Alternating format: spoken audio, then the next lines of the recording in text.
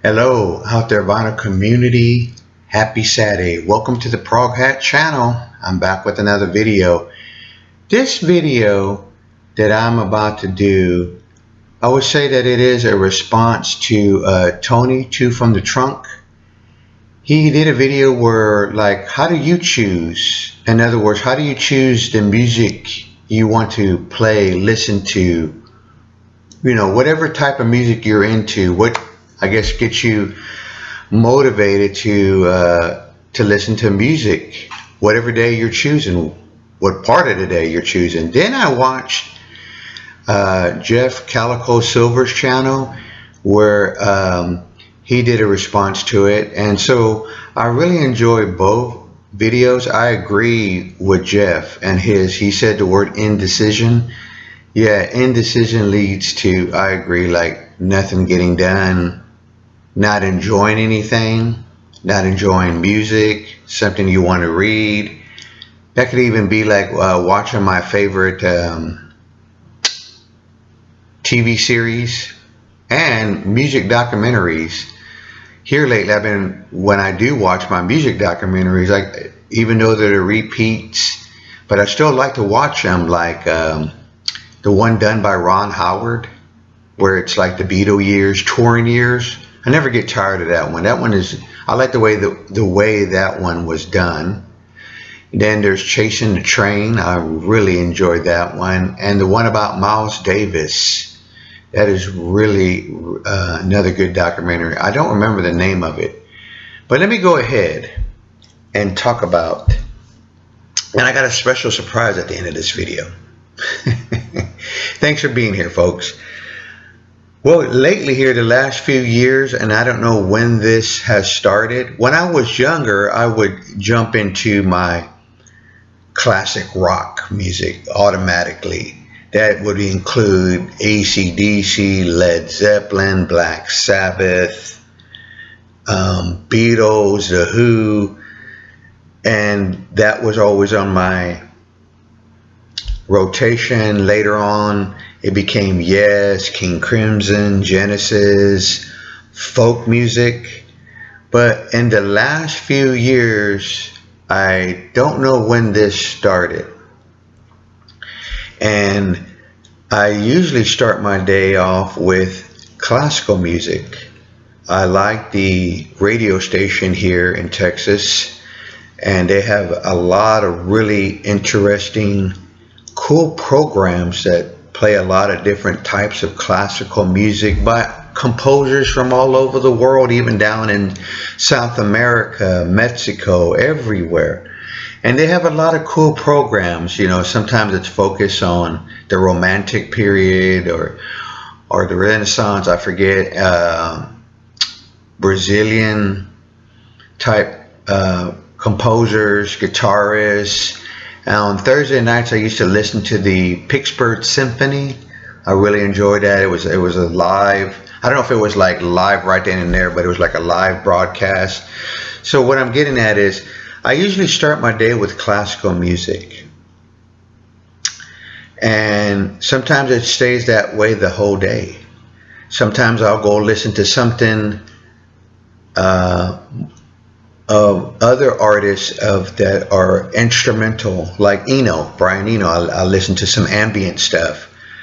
But if I am in the mood for classical, it pretty much stays there. But now there are some days, if I don't let the, what do you call it, the rough part of the day get to me, and then I just not even really listening to anything, I'm letting the bad things at work affect me, and I don't like that, because then I don't get to enjoy anything until, like, it's almost time to go to bed and it's too late, and I'm too tired to even think about playing anything. So that is kind of frustrating, as I do have a pretty vast collection of music. I think to myself, what's it all doing there?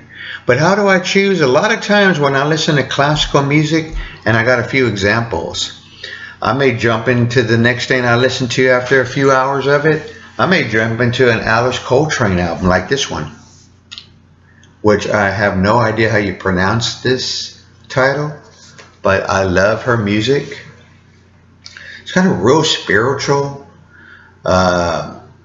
puts me at peace, and the instrumentation is just really incredible, and it's very beautiful. So, and put that to the side over here.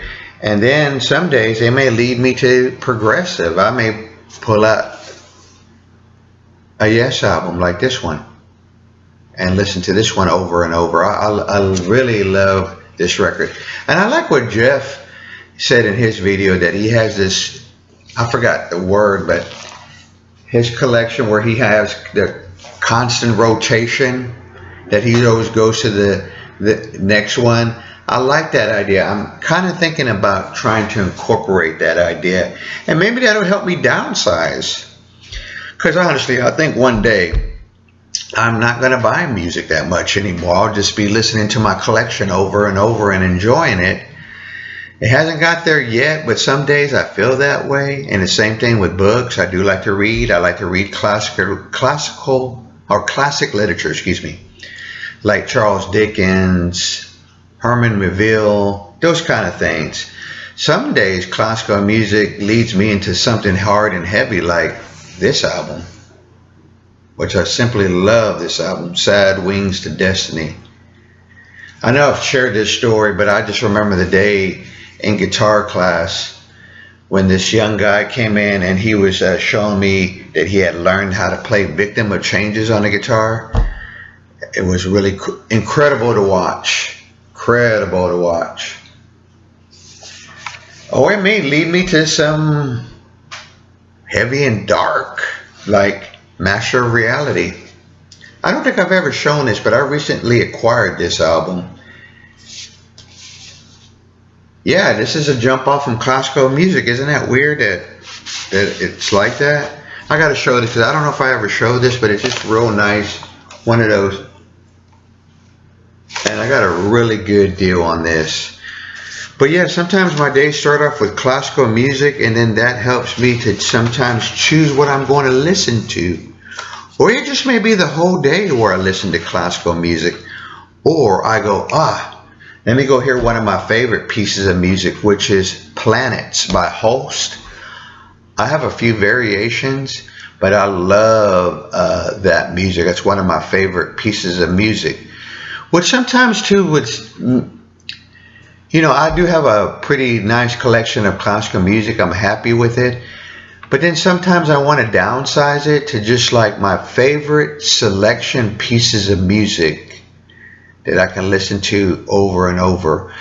I do sometimes think of that kind of classical music where it's kind of progressive. And what I mean by that, it's like John Cage kind of style, but it's classical and it has a lot of space, like time and space in it. Someone like Moondog, maybe, if you ever heard of him. But yeah, so that's how I usually choose. Sometimes I start off with a bagel. Sometimes I start off with the donut. Have some coffee, turn on the classical music station, and I really enjoy it. And so that usually helps me to jump off into what I'm going to listen to in my collection. Now, the way I have my collection, I'm not in my music room right now, but I usually have all my jazz and progressive rock pretty much on the top shelf because I go to those pretty much. And then like the next row, it starts in an alphabetical order. I still don't have a lot of it in order like I want to, but hey, that's the way it goes. But I will get it to that point. But anyway, my couple of other surprises. Sometimes classical music leads me and jumps into some of my favorite Christmas records, like Herb Alpert and the Tijuana Brass Christmas album. There's a surprise. I do love to hear Christmas music. This record was owned by my grandparents, and they played Christmas music in this record a lot. And so I thank them for that. Another one that I enjoy to listen to, and I was glad to find this, I really enjoy the music of Al Hirt. And this is the sound of Christmas. It's beautiful. It's wonderful. It's peaceful. and he does all those Christmas classics. So yeah, classical music here the last few years, like I mentioned, is the starting point of how I'm going to choose what I listen to next. It could be The Clash. It could be power pop. It could be Molly Hatchet. Or it could just, like I said, be an entire day of classical music and just some peace. Have a good weekend, everybody. I'll see you soon. Thank you so much.